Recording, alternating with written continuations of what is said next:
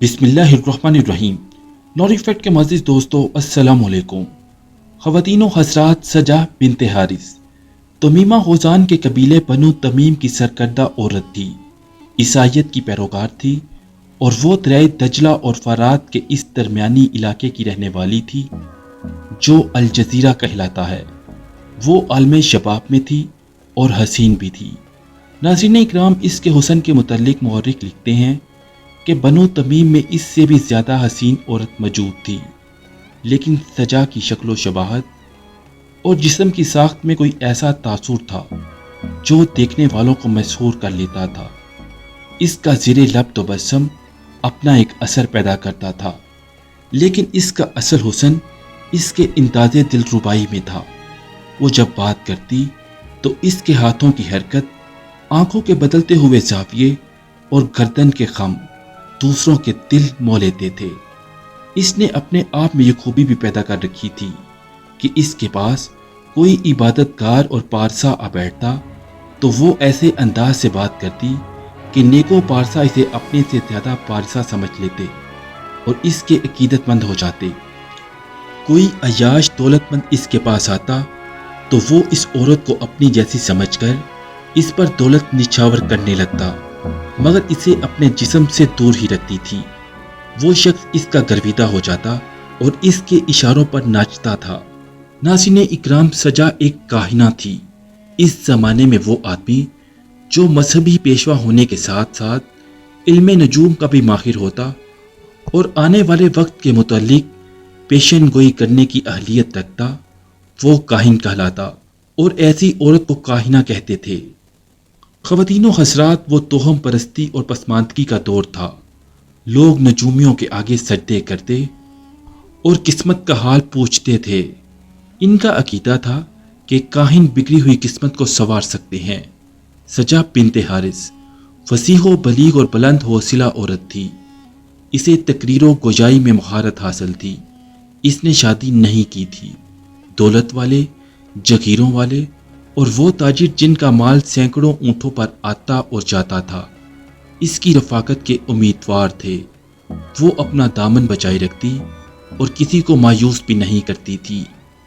ناظرین اکرام، اپنے ناز و انداز سے وہ جس طرح پتھروں کو بھی موم کر لیتی تھی، اس سے یقینی تاثر ابھرتا تھا کہ وہ ساحرہ ہے۔ ادھر جب رسول اللہ صلی اللہ علیہ وسلم رحلت فرما گئے تو نبوت کے متعدد دعوے دار پیدا ہوئے۔ ان میں سجا بنت حارث بھی تھی، جس نے نبیہ ہونے کا دعویٰ کیا تھا، لیکن جس نے سب سے زیادہ شہرت پائی وہ مسلمہ تھا۔ اس کا نام مسلمہ بن کبیر تھا۔ آخر میں وہ مسلمہ کذاب اور کذاب یمامہ کے نام سے مشہور ہوا، کیونکہ جھوٹ بولنے میں وہ یکتا تھا۔ جھوٹ بھی وہ ایسے انداز سے بولتا تھا کہ لوگ جانتے تھے کہ وہ جھوٹ بول رہا ہے، وہ بھی اس کے جھوٹ کو سچ مان لیتے تھے۔ خواتین و حضرات، عجیب بات تو یہ تھی، مسلمہ کی عمر 100 سال کے لگ بھگ تھی جب اس نے نبوت کا دعویٰ کیا تھا۔ اس کی جسمانی صحت کا یہ عالم تھا کہ جسمانی طاقت کے مظاہروں میں جوان بھی اس کے مقابلے میں بعض اوقات پیچھے رہ جاتے تھے۔ بعض مورخین نے لکھا ہے کہ خوراک اچھی ہونے کے علاوہ وہ فطرتی طور پر متحمل مزاج تھا۔ کوئی اس کے منہ پر اس کے خلاف بات بھی کہہ دیتا تو اسے بھی وہ خندہ پیشانی سے برداشت کرتا تھا۔ اس کے ہونٹوں پر مسکراہٹ رہتی تھی۔ غصہ تو اسے آتا ہی نہیں تھا۔ اپنے دشمن سے بھی انتقام نہیں لیتا تھا، بلکہ بردباری اور نرمی سے بات کرتا تھا کہ دشمن بھی اس کے قائل ہو جاتے تھے۔ ناظرین، ایسے کردار اور عادات کی بدولت ایک تو اس کی صحت ضعیف العمر میں بھی جوانوں جیسی رہی، اور دوسرے یہ اثرات دیکھنے میں آئے کہ اس نے نبوت کا دعویٰ کیا تو لوگ اس کے گرویدہ ہو گئے۔ خواتین و حضرات، مسلمہ کذاب نے رسول اللہ صلی اللہ علیہ وسلم کی حیات مبارکہ میں ہی نبوت کا دعویٰ کر دیا تھا، لیکن اس نے یہ ہرگز نہیں کہا تھا کہ رسول اللہ صلی اللہ علیہ وسلم اللہ کے رسول نہیں ہیں، بلکہ اس نے یہ دعویٰ کیا تھا کہ وہ بھی رسالت میں برابر کا شریک ہے اور اس پر بھی وحی نازل ہوتی ہے۔ دوستو، اس نے رسول اللہ صلی اللہ علیہ وسلم کی خدمت اقدس میں خط لکھا تھا کہ وہ نبوت میں آپ کا برابر کا شریک ہے اور عرب کی سرزمین रसूल अल्लाह सल्लल्लाहु अलैहि वसल्लम की और निस्फ इसकी है। तारीख में आया है कि जब यह खत रसूल अल्लाह सल्लल्लाहु अलैहि वसल्लम के पास पहुंचा तो आपने कासिद से कहा, अगर कासिद का कत्ल जायज़ होता तो मैं तुझे कत्ल कर देता। नाज़रीन, यहाँ ये बताना दिलचस्पी से आरी ना होगा कि ये पहला दिन था जैसे रसूलुल्लाह सल्लल्लाहु अलैहि वसल्लम ने ये अल्फाज कहे थे। इसके बाद आपके ये अल्फाज इस्लामी तारीख में एक कानूनी ज़ाब्ते की सूरत इख्तियार करके किसी का कासिद या एलची मुसलमानों के यहाँ आता और खलीफा के सामने कैसी ही बदतमीजी कर लेता, इसे माफ़ कर दिया जाता। दोस्तों, मुसलमान कज़ाब के पैरोकारों में इजाफा होता चला गया और इनकी तादाद हज़ारों तक पहुंचने लगी। इसने अपनी आयात लिखने और इन्हें फैलाना शुरू कर दिया। इसका दावा था कि ये आयात इस पर बजरिया वही आई हैं। रसूलुल्लाह सल्लल्लाहु अलैहि वसल्लम दुनिया से रहलत फरमा गए तो मुसलमान कज़ाब खुलकर सामने आ गया। इसने मोजज़े भी दिखाने शुरू कर दिए थे। नाज़रीन इकराम, हैरत की बात तो ये थी कि मुसलमान कोई मोजज़ा दिखाने लगता तो वो बिल्कुल उल्ट जाहिर होता, फिर भी लोग बैत करते चले जा रहे थे। नाज़रीन, एक रोज़ मुसलमान के पास एक औरत आई और बोली कि इनके निखलस्तान में हरियाली ख़त्म हो रही है और वहाँ जो 2-3 चश्मों जैसे कुएं मौजूद थे वो भी खुशक होते चले जा रहे हैं। या रसूल, इस औरत ने कहा, एक बार आसमान का निखलस्तान खुश्क हो गया था क्योंकि इसके चश्मे ने पानी छोड़ दिया था। वहाँ के लोग मोहम्मद सल्लल्लाहु अलैहि वसल्लम के पास गए और अर्ज़ की कि इनका निखलस्तान खुश्क हो गया है। तो मोहम्मद सल्लल्लाहु अलैहि वसल्लम ने चुल्लू पर पानी अपने मुंह में डाला और चश्मे में उगल दिया। देखते ही देखते चश्मा इस तरह फूट पड़ा कि वहाँ झील बन गई और खुरमा के दरख्तों की वो शाखें जो खुश्क होकर लटक गई थी वो हरी भरी हो गई। नाज़रीन, तारीख में लिखा है कि मुसलमान कज़ाब ने यह सुना तो इसी वक्त उठा और ऊंट पर सवार होकर इस औरत के साथ रवाना हो गया। जब इस निखलस्तान में पहुंचा तो देखा कि कुएं में बहुत ही थोड़ा पानी है, तो इसने हुक्म दिया कि एक कुएं से थोड़ा सा पानी निकाला जाए। पानी निकाला गया। मुसलमान ने कुछ पानी अपने मुंह में डाला और कुओं में थोड़ा थोड़ा उगल दिया। तारीख गवाह है कि कुओं में जो थोड़ा थोड़ा पानी रह गया था वो भी खुश्क हो गया और खुरमा के दरख्तों की जो चंद टहनियां सरसब्ज़ व शताब थी वो भी खुश्क होकर लटक गईं। इसके बाद ये निखलस्तान मुकम्मल तौर पर रेगिस्तान बन गया। नाज़रीन इकराम, इसी तरह मुसलमान कज़ाब ने किसी से सुना कि किसी शख्स की आंखें अगर ख़राब हो जाती और वो अशोबे चश्म का मरीज़ हो जाता तो रसूलुल्लाह सल्लल्लाहु अलैहि वसल्लम इसकी आंखों पर अपना लाइबे दहन लगाते तो आंखों का जो भी मर्ज होता वो रफ़ा हो जाता। मुसलमान ने भी एक बार आंखों के एक मरीज की आंखों पर अपना लाइबे दहन लगा दिया और वो शख्स बिनाई से ही महरूम हो गया। तारीख में एक वाक़या ने बहुत ज़्यादा शोहरत पाई। एक बेवा मुसलमान कज़ाब के पास आई और कहा कि वो बेवा है और इसका सहारा इसके बेटे थे, लेकिन ज़्यादातर बेटे मर गए हैं, सिर्फ 2 जिंदा हैं। या रसूल, दुआ करें कि ये दोनों बेटे जिंदा रहें। मुसलमान कज़ाब ने अपने ऊपर जलवादारी करके इस औरत से कहा कि तुम्हारे ये दोनों बेटे बड़ी लंबी उम्र पाएंगे। बेवा खुशी खुशी वहां से घर को लौट पड़ी। घर पहुंचते ही इसे इत्तला मिली कि इसका एक बेटा कुएं में गिरकर मर गया है। इसी रात इसका दूसरा और आखिरी बेटा तड़पने लगा। कुछ पता नहीं चलता था कि इसे क्या हुआ है। सुबह तलू होने तक वो भी मर गया। नाज़रीन, ये चंद एक वाक़यात हैं। ऐसे बहुत से वाक़यात तारीख के दामन में महफूज हैं। अजीब बात तो ये थी कि उल्टे असरात को भी लोग मौजज़ा ही कहते, जिसकी वजह ये थी कि मुसलमान ऐसे अंदाज और ऐसे अल्फाज से इनकी तवीलें पेश करता था कि लोग इन्हें सच मान लेते थे।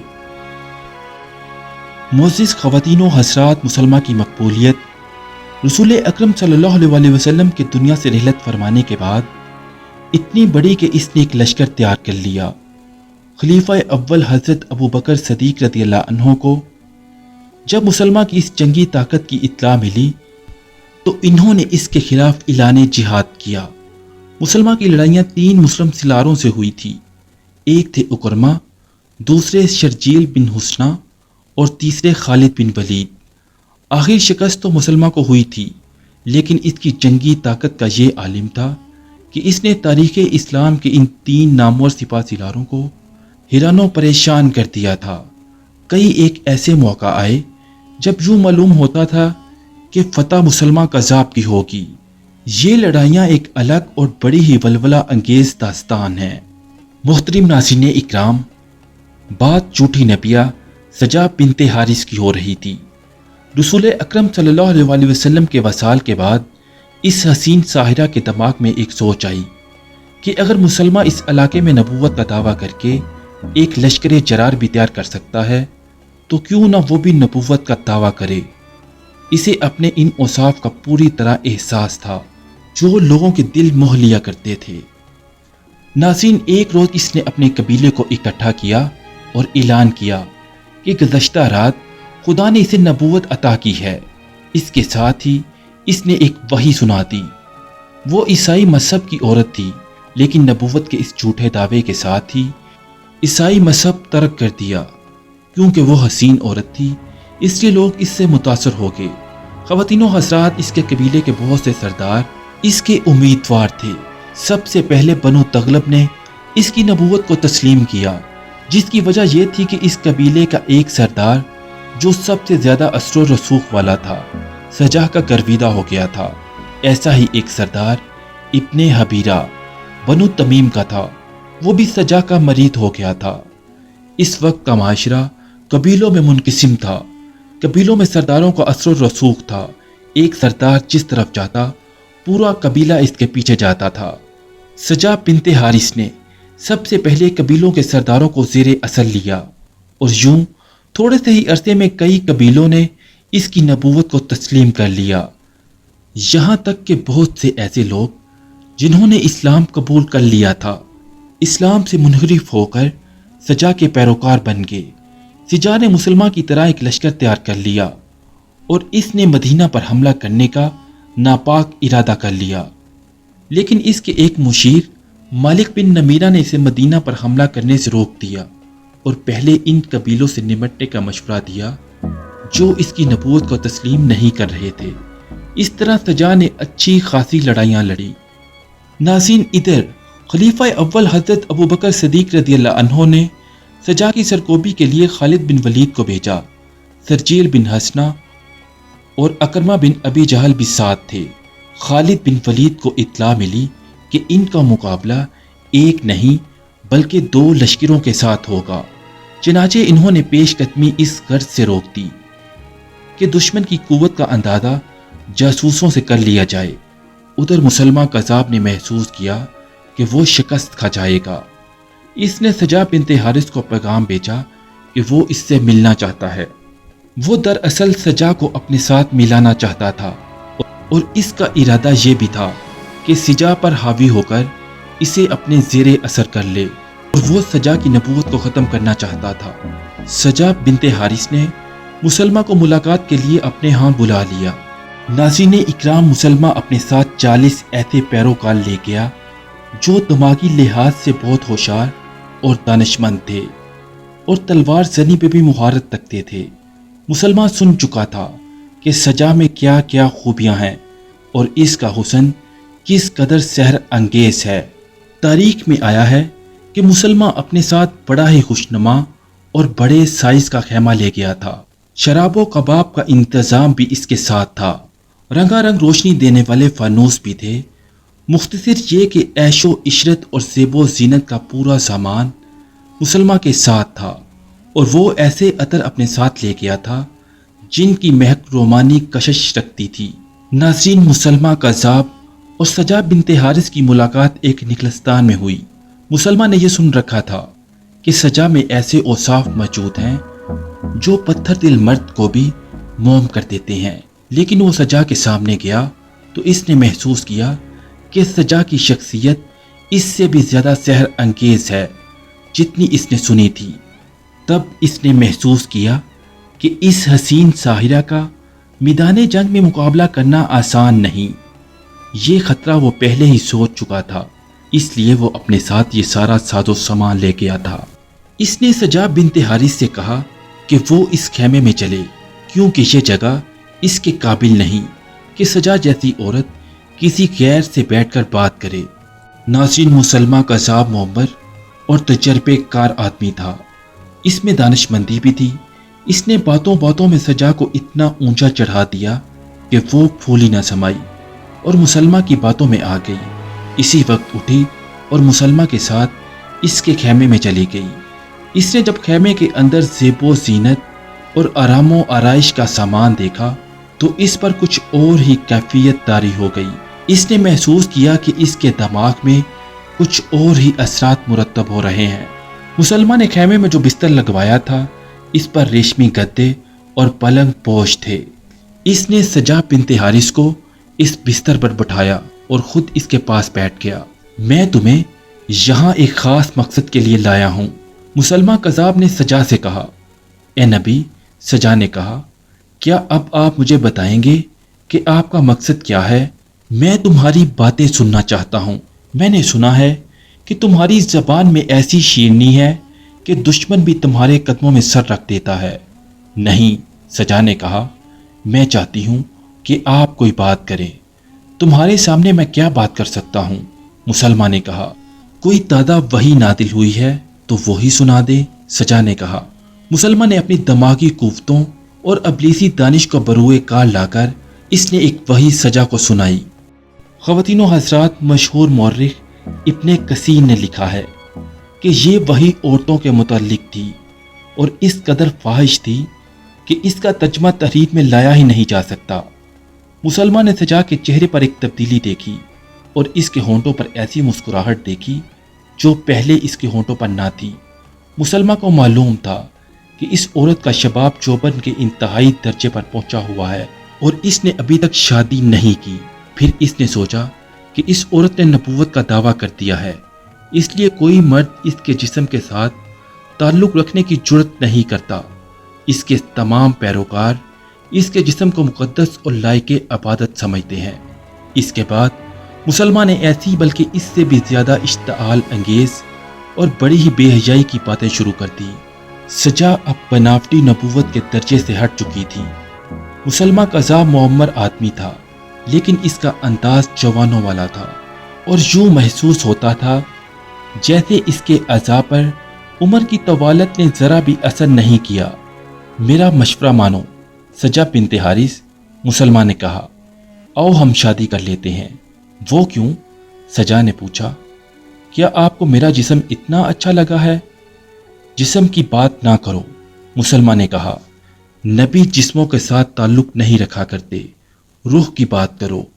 میں جانتا ہوں ہم دونوں نبی ہیں، اگر ہماری فوج الگ الگ مسلمانوں کا مقابلہ کرتی رہی تو دونوں شکست کھا جائیں گے۔ اگر ہماری فوج مل کر ایک ہو جائیں تو ہم سارے عرب پر قبضہ کر لیں گے۔ صرف مسلمان ہیں جو ہماری نبوت کو قبول نہیں کرتے اور ہمیں ختم کرنا چاہتے ہیں۔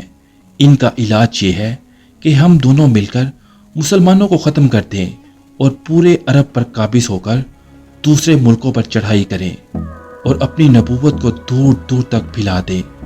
ناظرین اکرام، اس وقت سجا بنت حارث پر کچھ اور ہی کیفیت طاری تھی۔ اس نے مسلمہ قذاب کے آگے ہتھیار ڈال دیے اور کہا کہ وہ ابھی اس کی بیوی بننے کو تیار ہے۔ مسلمہ قذاب کے ساتھ 40 آدمی آئے تھے اور وہ خیمے سے کچھ دور چاقو چوبند کھڑے تھے کہ نہ جانے مسلمہ کا کوئی حکم کس وقت آ جائے۔ تقریباً اتنے ہی آدمی برچھیوں اور تلواروں سے مسلح سجا کے ساتھ آئے تھے۔ وہ الگ تیار کھڑے تھے۔ دونوں طرف یہ مسلح آدمی یقیناً یہ سوچ رہے ہوں گے کہ خیمے کے اندر دو نبیوں کے درمیان جو مذاکرات ہو رہے ہیں ان کا نتیجہ نہ جانے کیا ہوگا۔ توقع یہ تھی کہ مذاکرات ناکام ہو جائیں گے، کیونکہ ایک نیام میں 2 تلواریں نہیں سما سکتی تھی۔ ناظرین، دونوں طرف یہ وہم و گمان میں بھی نہ تھا کہ خیمے کے اندر کوئی اور ہی کھیل کھیلا جا رہا ہے۔ بغیر کسی اعلان کے، بغیر کوئی رسم ادا کیے، مسلمہ اور سجا بنت حارث میاں بیوی بن چکے تھے اور خیمہ حجلہ عروسی بنا ہوا تھا۔ سجا ہوش و حواس گم کر بیٹھی تھی اور اس نے اپنی نسائیت اور نبوت مسلمہ کے حوالے کرتی تھی۔ مورخین لکھتے ہیں کہ مسلمہ قذاب اور سجا بنت حارث 3 دن اور 3 راتیں خیمے سے باہر نہ نکلے۔ خیمے میں صرف کھانا اور شراب جاتی تھی۔ باہر کے لوگ پریشان ہوتے رہے کہ یہ کیا معاملہ ہے۔ آخر چوتھے روز وہ باہر نکلے۔ سجا کے چہرے پر شرم و ندامت کے اثرات آ گئے۔ یہ اس وقت آئے جب اس نے اپنے مسلح آدمیوں کو دیکھا۔ وہ سر جھکائے اپنے لشکر میں پہنچی۔ سجا کے مشیر اور خاص پیروکاروں نے اس سے پوچھا کہ بات چیت کس نتیجے پر پہنچی۔ میں نے مسلمہ کی نبوت کو تسلیم کر لیا ہے۔ سجا نے کہا اس کی نبوت پر حق ہے، اب نبوت میری ہو یا اس کی، اس سے کوئی فرق نہیں پڑتا۔ نکاح تو ہو گیا۔ سجا سے پوچھا گیا مہر کیا مقرر کیا؟ او، سجا نے کہا یہ تو مجھے خیال ہی نہیں رہا کہ مہر بھی مقرر کرنا تھا۔ کہ یہ جواب دے کر سجا کی آنکھیں جھک گئیں جیسے وہ نادام اور شرمسار ہو۔ اس کا نبوت والا انداز بالکل ہی بدل گیا تھا۔ اس کے مشیروں نے مشورہ دیا کہ جب کوئی عورت کسی مرد کے ساتھ زوجیت میں جاتی ہے تو وہ نکاح میں اسے قبول کرنے سے پہلے اپنا مہر مقرر کرواتی ہے۔ اسے مشورہ دیا گیا کہ وہ مسلمہ کے پاس جائے اور اپنا حق مہر مقرر کروا کر آئے۔ دوسری جانب مسلمہ کذاب سجا کو اس کے لشکر کی طرف بھیج کر خود بڑی تیزی سے وہاں سے کوچ کر گیا اور اپنے قلعہ میں جا پہنچا۔ ناظرین، یہ کوئی بڑا قلعہ نہیں تھا، مسلمہ کا اپنا مکان تھا جو قلعے کی طرح کا تھا۔ اس نے اندر سے دروازے بند کر لیے۔ سجا کو اپنے یہاں رکھنے کا اس کا کوئی ارادہ نہیں تھا۔ اگلے روز سجا بنت حارث مسلمہ کذاب کے قلعہ نما گھر کے دروازے پر پہنچی۔ دروازہ بند پا کر اس نے کہا کہ مسلمہ کو اطلاع دی جائے کہ اس کی بیوی سجا آئی ہے۔ مسلمہ کو اطلاع پہنچی تو دوڑا گیا، کیونکہ ایسی کوئی بات نہیں ہوئی تھی کہ سجا اگلے ہی روز اس کے پاس آ پہنچی۔ مسلمہ کذاب کو یہ بھی بتایا گیا کہ سجا کے ساتھ اس کا محافظ دستہ بھی ہے۔ تاریخ میں آیا ہے کہ مسلمہ نے یہ نہ کہا کہ اسے اندر لے آؤ، نہ وہ خود دروازے پر آیا۔ وہ قلعے کی چھت پر چلا گیا اور وہاں سے سجا کو پکارا، جی حکم کریں، دروازہ کھولو۔ سجا نے کہا میں اندر آنا چاہتی ہوں۔ اس وقت تمہارا اندر آنا ٹھیک نہیں۔ مسلمہ کذاب نے کہا یہ بتاؤ تم کیوں آئی ہو؟ اپنا مہر مقرر کروانے۔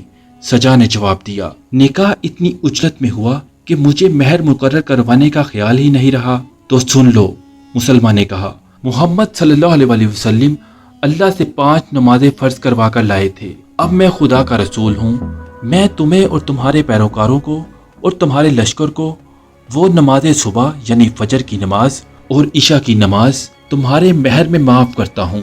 واپس جا کر منادی کروا دو کہ تم نے مہر میں 2 نمازیں معاف کروائی ہیں۔ سجا واپس چل پڑی۔ اس کے ساتھ محافظ دستے کے علاوہ اس کا مؤذن شیس بن ربی بھی تھا۔ خواتین و حضرات، تاریخ میں یہ بھی لکھا ہے کہ مسلمہ کذاب نے یمامہ کے علاقے کے محصولات سجا کو 1 سال کے لیے دے دیے تھے، لیکن مسلمانوں نے انہیں محصولات وصول کرنے کی مہلت ہی نہ دی۔ خالد بن ولید اپنے لشکر کے ساتھ پہنچ گئے۔ مسلمہ کے ساتھ نکاح کرنے کے بعد سجا کی قدر و منزلت اپنے پیروکاروں میں بڑی تیزی سے ختم ہو گئی۔ بڑے اچھے اور قابل پیروکار اس کا ساتھ چھوڑ گئے۔ سجا بنت حارث نے جب دیکھا کہ اس کے پاس لڑنے کی طاقت بھی نہیں رہی تو وہ باگ اٹھی اور بنو تغلب میں جا پہنچی۔ ابن اسیر اور ابن خلدون نے لکھا ہے کہ سجا بالکل بجھ کر رہ گئی اور اس نے ایک خاموش اور گمنام زندگی کا آغاز کیا۔ نہ اس میں انداز دل ربائی رہا اور نہ وہ جاہو جلال رہا، یہاں تک کہ امیر معاویہ رضی اللہ عنہ کا زمانہ آ گیا۔ اسی سال ایک ایسا خوفناک قحط پڑا کہ لوگ بھوکوں مرنے لگے۔ سجا کا قبیلہ بنو تغلب فاقہ کشی سے گھبرا کر بصرہ جا آباد ہوا۔ سجا بھی ان کے ساتھ تھی۔ مسلمانوں کے سلوک اور اناج کی مساوی تقسیم سے متاثر ہو کر بنو تغلب کے تمام قبیلے نے اسلام قبول کر لیا۔ سجا بھی مسلمان ہو گئی اور اس نے سچے دل سے اللہ کی عبادت شروع کر دی۔ اس کے کردار میں جو ابلیسی اوصاف پیدا ہو گئے تھے وہ عبادت الہی سے دلنے لگے، حتیٰ کہ وہ بالکل ہی متقی اور عبادت گزار بن گئی۔ تھوڑے ہی عرصے بعد وہ بیمار ہو گئی اور وفات پا گئی۔ ان دنوں ایک صحابی سمرہ بن جندب رضی اللہ عنہ بصرہ کے حاکم تھے۔ انہوں نے سجا بنت حارث کی نماز جنازہ پڑھائی تھی۔ سجا پر تو اللہ نے اپنا خاص کرم کیا اور وہ دینداری کی حالت میں مری اور اس کی عاقبت محفوظ ہو گئی، لیکن مسلمہ کا انجام کچھ اور ہی ہوا۔ اس نے مسلمانوں کے خلاف بڑی خونریز لڑائیاں لڑی اور معمر ہونے کے باوجود وہ جوانوں کی طرح لڑا تھا۔ ناظرین اکرام، آخری لڑائی میں جب اس نے دیکھا کہ خالد بن ولید کا لشکر اس کے گھر تک آ پہنچا ہے تو وہ خود ذرہ اور آہنی پہن کر گھوڑے پر سوار ہوا اور باہر نکلا۔